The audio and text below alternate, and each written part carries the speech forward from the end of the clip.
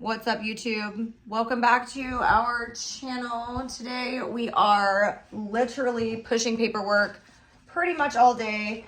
We're trying to get stuff ready for a couple of meetings that we're having, but we also wanted to try to fit in here a YouTube video. Today's video, we're going to be talking all about Savannah monitors because they are readily available on the trade, and they seem to be one of the more inexpensive monitor lizards on the trade, but that does not mean that they are inexpensive to take care of. We get them in all the time. People think they're buying this cute giant monitor lizard, which those words don't really correlate well together anyway, and then their monitor lizard ends up kind of being aggressive and defensive and bitey and flighty and always trying to bite, get out of the cage, etc. And then they decide that they don't want this lizard anymore, and so they bring it to us. So we wanted to do a video exclusively on Savannah monitors today. So stay tuned because this video is going to be really good.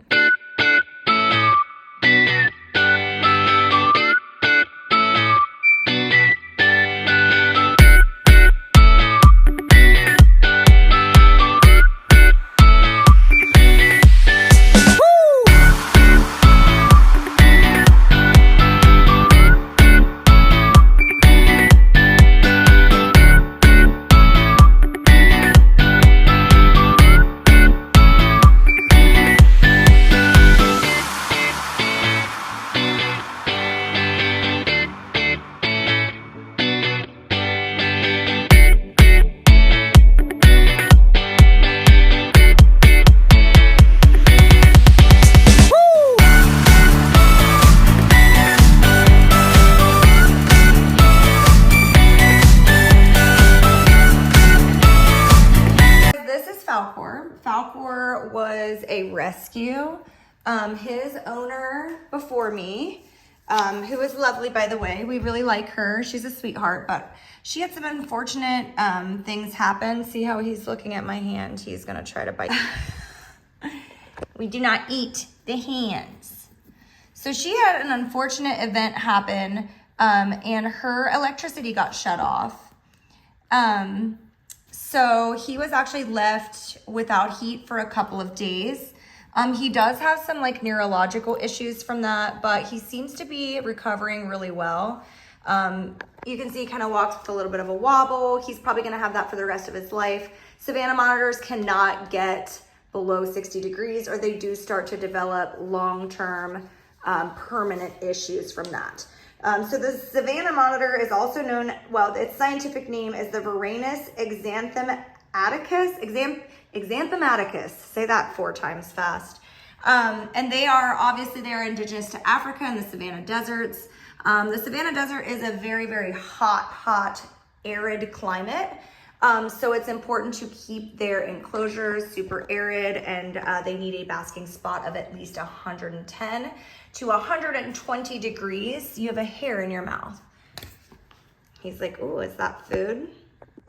So these guys were discovered by a French scientist, and they are primarily insectivores, although they have been known to feed off of other reptiles, small birds, and eggs out in the wild. So they are a high protein carnivore, even though the primary food source in the wild is going to be insects, which is really what you should be primarily feeding them in captivity as well. I know a lot of people would like to feed them some feeder mice and things like that. All of our Savannah monitors eat a pretty high protein, mostly insect diet, although sometimes we do get them quail eggs, and they do get some treats sometimes of some rodent pinkies and things like that. But their primary food source, again, should be coming from insects. And since the insects are captive bred typically, you're gonna wanna dust those with a lot.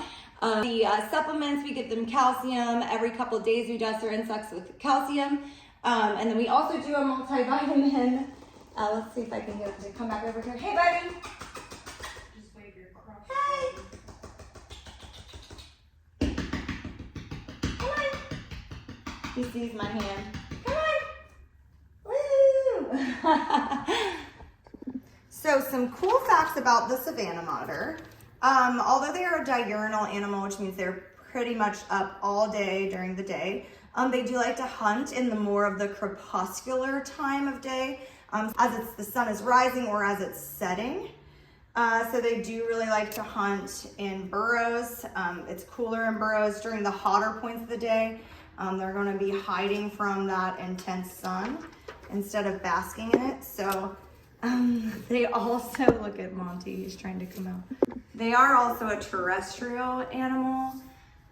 Even though they do spend a lot of time in burrows, they're technically not a fossorial animal. And these guys actually can get 3.5 to 4 feet in length. They can get a pretty decent size. Because they are a monitor lizard, they do have the really sharp claws, very powerful claws. They use those to dig and burrow. So they can be, I'm not gonna say dangerous. The animal is only as dangerous as your ignorance, and that is just the truth. These animals are readily available. Like I had said before, you can purchase one for $30, which is a serious shame because they are definitely not inexpensive to care for. So another cool fact about the Savannah monitors is that just like snakes, Monty's just scratching his face on the, come on Monty. He's decided he's gonna go back in. So another cool fact about the Savannah monitors is a lot like snakes, their windpipe is located at the bottom of their jaw instead of at the back of their throat.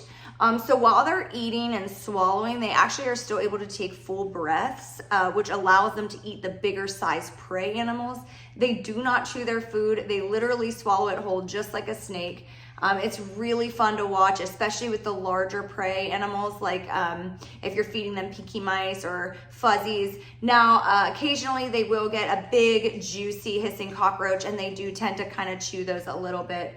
But for the most part, they swallow their food whole. They are very smart. They're a monitor lizard. Monitor lizards are extremely intelligent. They're some of the smartest lizards on the planet. And they do have those like very sharp claws that monitor lizards tend to have. They also have a pretty powerful bite. Their bite force can actually be pretty damaging if you are bitten by one, because they have very sharp teeth. It is going to break the skin. It can cause a lot of scarring and a lot of issues. Even though, hold on. Oh, he's not happy. He absolutely will bite me.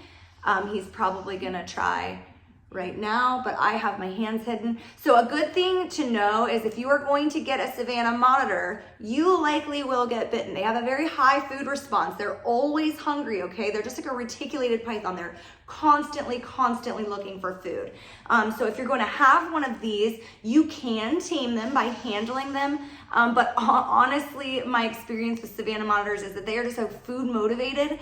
So they're gonna bite first and ask questions later. This is not a super awesome pet to have if you're not into getting bitten at all. We can both attest to that. Actually, Falcor just bit Haley's shoe a minute ago, and Monty will absolutely try to get me in the face, get my fingers.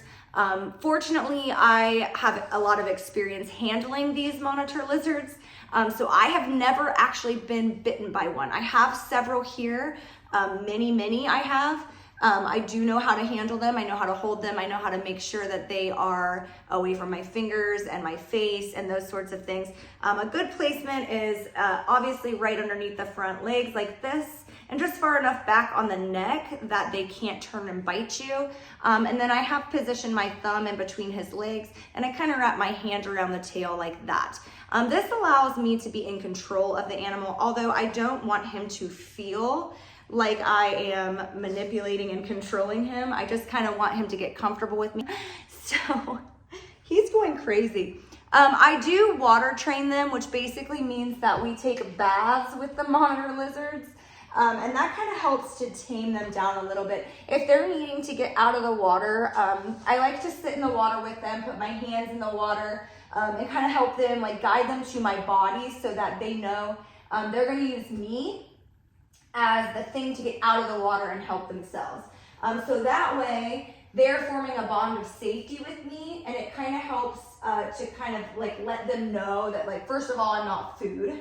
And second of all, they can trust me and that I am a safe place for them to go. They do really, really enjoy pooping and peeing in their water dish. Like literally every day, we clean out water dishes for the Savannah monitors because we clean them out every day anyway, but we clean them out several times a day because they are filled with fecal matter and urates and all the things. That's just where they enjoy going to the bathroom. All right, we had to cut to break.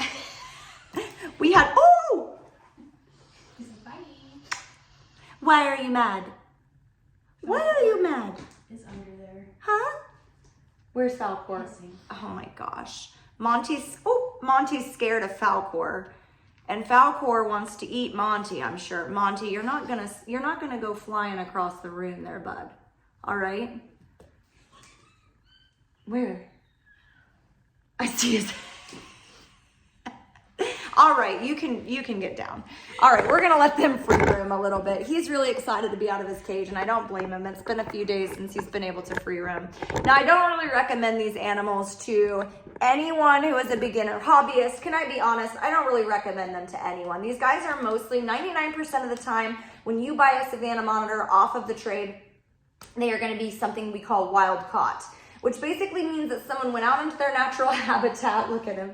Someone went out into their natural habitat, collected them from the ground where they're living their best life, out where they're supposed to be, put them in a bag, shipped them to us as pets, and now they are scared, they're defensive, they don't really know where they are, what's going on. It's really a terrible thing. And I would love to see some regulations on wild catching animals. I'm sure I'm gonna get some heck over that in the trade from our viewers, but honestly, I don't care because I am here to protect and serve the planet. I am here to help these animals, and I really don't care much about producers or consumers when it comes to animals. I am pushing for animal rights. I would love to see these animals protected in the wild. I would love to see people doing more regulating in the trade so that these animals aren't just out here given to anybody. We run a rescue. We see horrible, horrible things coming from how negligent the trade can be. It's very disheartening and sad. Obviously, my perspective is coming from a rescuer and a rehabber, not a consumer and not a producer. We do not breed animals. We do not usually purchase animals. It depends on the situation and the circumstance. I love this hobby. I want to see this hobby flourish. I'd love to see more people come into the hobby, but there is a lot of injustice happening in the hobby, and I would also love to see that come to a stop as well. So that is what I am here for. My voice, I speak for the animals, not the people. So when I talk about wild catching, it is a serious thing that happens all the time, specifically with animals like Savannah monitors, and not just any person should be going and buying a Savannah monitor. And I think everybody here can agree with that. Because of this, we have a lot of accidental abuse on the trade, a lot of neglect, a lot of really horrible things happening. I am trying to be serious, but in the background, we just have little Falcor. He's decided to just stop and take a nap right there. So we're gonna go ahead and finish setting up his enclosure. I am gonna let you guys know like what we use as far as substrate for him.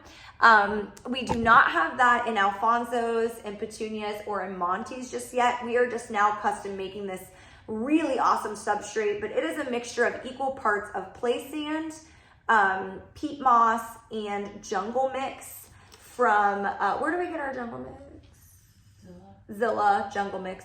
No, this isn't a sponsored ad. Obviously, I forgot what brand it was. But truthfully, you can really use any kind of like forest mix or jungle mix or anything like that to mix in with this peat moss and play sand.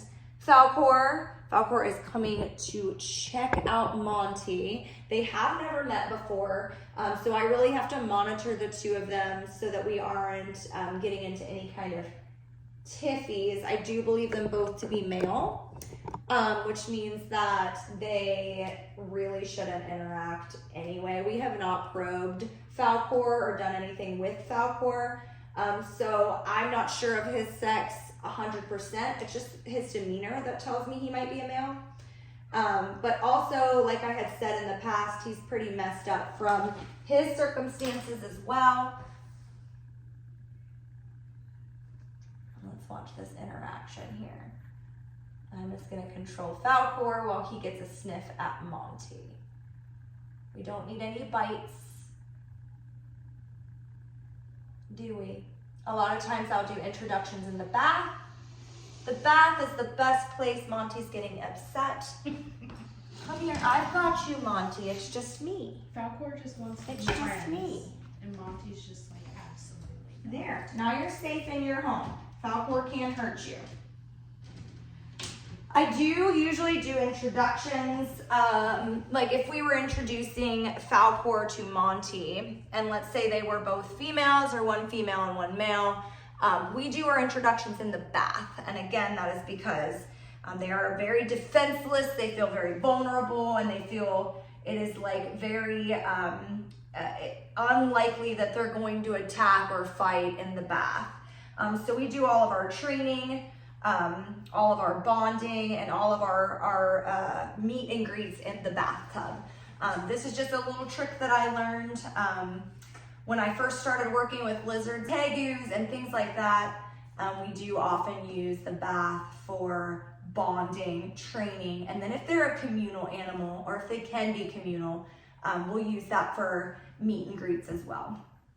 So again, this is an expert level animal. Do not go buy this if you are new to the trade. Do not go buy this if you've never worked with bigger lizards before, tegus, iguanas, things that are a little bit less likely to bite you. Iguanas are a hit or miss. It just depends on what kind you get, I guess, and what their personality is. But animals that are larger and that could pose a threat, if you've never worked with these before, I do not recommend buying them. This is not a substitute for a bearded dragon. If you see a Savannah monitor for $30 and a bearded dragon for $130 and you think you're gonna save $100 buying the Savannah monitor, please do not do that. That is a very unwise decision, and honestly, you are going to have your hands very, very full. I'm gonna pick this up because Savannah monitors are, well, they can be pretty nasty. Actually, they are pretty nasty. They can be tamed, they can be worked with, they can be trained, but you gotta know what you're doing. And 90% of the people buying these do not know what they are doing. We have saved many Savannah monitors. We have failed to save a few. Those are very sad stories. We won't get into all that. But yeah, so if you're thinking about a Savannah monitor and you watch this video and you think, okay, what she said makes sense and I feel prepared, by all means, get yourself a Savannah monitor. But remember that these animals live from 15 to 25 years in captivity. So if you go out and buy it, that's your animal for 15 to 25 years. Do not come crying to me. I warned you, I told you so. I do not want your Savannah monitor. When it bites you, it bites your kids. It is not trainable, bondable, whatever. I warned you, they are usually wild caught. It's hard to find them from a breeder, so just don't do it.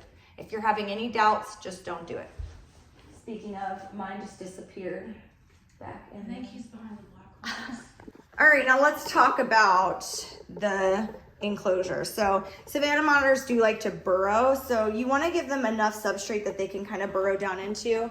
Obviously, I do not have adequate enclosures to facilitate a burrowing Savannah monitor of the size that Falcor is. So what I did was I packed substrate into a PVC tube, and my Savannah monitors absolutely love these PVC tubes. It makes them feel like they are burrowed underground.